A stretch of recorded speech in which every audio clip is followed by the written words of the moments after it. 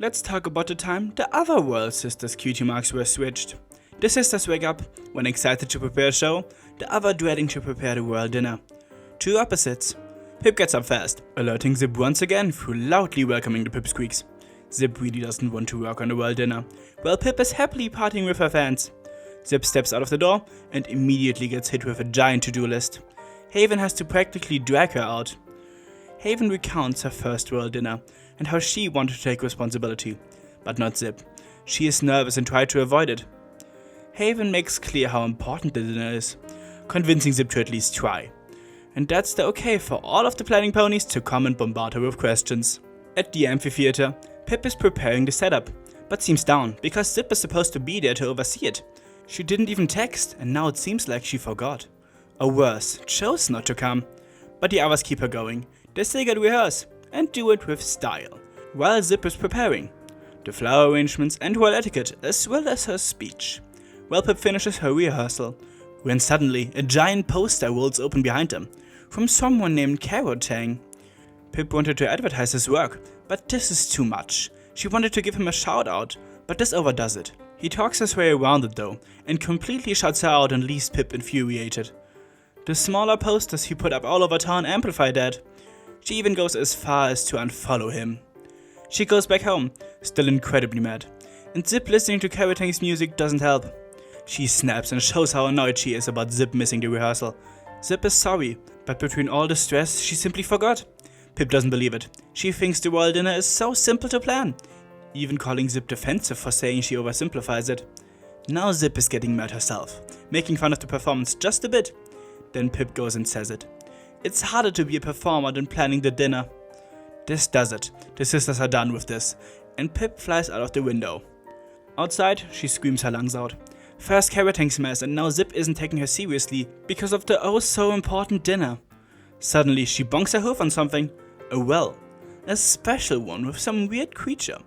That creature begins to talk, introducing themselves as the legendary wishing well nymph Milky Way. Pip never heard of them before. Milky Way says others are just ashamed to admit that they got help. But there isn't any shame in asking for help. They are trying to persuade Pip and offering her a wish. But she brushes it off, not having the need for it. Milky Way goes on an existential crisis, always meeting people who don't even need their wishes. This guilt-tripping makes Pip tell her about her troubles that day, feeling ignored by her own sister, feeling like she's not getting the respect she deserves. But she has to go already. She needs to rest up.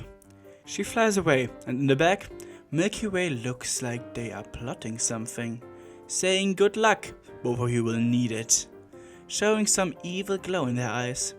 The next morning, Zip wakes up, but in Pip's bed, and when opening the balcony door, the pipsqueaks, however Zip squeaks, can't wait to see her perform tonight, while Haven shouts for Pip, asking about her speech.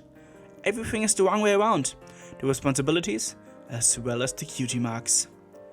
This was the best G5 comic since the Discord arc finale, and ends the drought of comics with not much to them.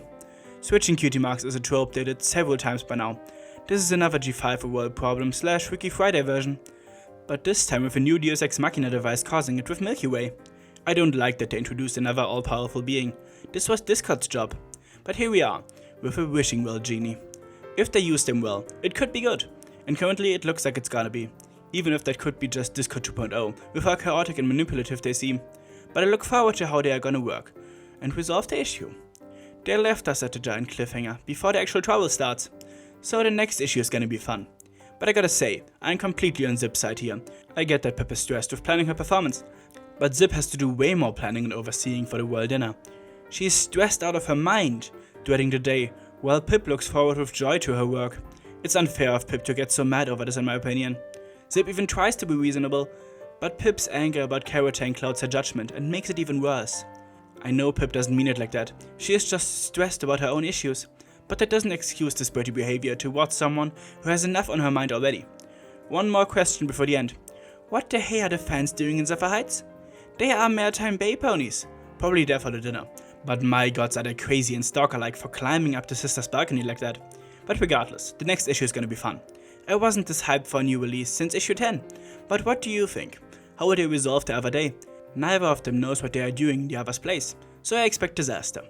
Join my Discord if you want to discuss some more. Thanks so much for watching, especially to Maverick, and until next time for the bonus movie fellas, and bye.